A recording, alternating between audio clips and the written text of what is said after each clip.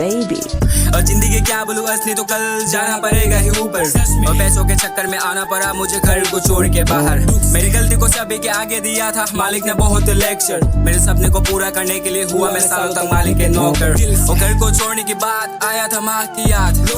और किसको बोलूं मैं दिल की बात, अब कोई नहीं मेरे साथ। अब माँ के हाथ से बनू है रोटी अभी भी आते हैं याद।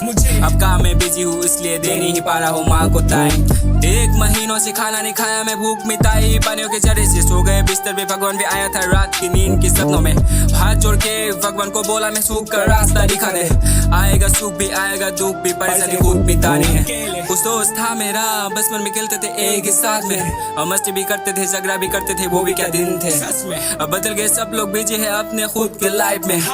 अब बात करने के लिए खुद के पास अभी टाइम भी नहीं है। क्या बोलूं जिंदगी क्या बोलूं असली तो कल जाना पड़ेगा ही ऊपर। अब पैसों के चक्कर में आना पड़ा मुझे घर को छोड़ के बाहर। मेरी गलती को सभी के आगे दिया था मालिक ने बहुत लेक्चर। मेरे सपने को पूरा करने के लिए हुआ मैं सालों तक मालिक के नौकर।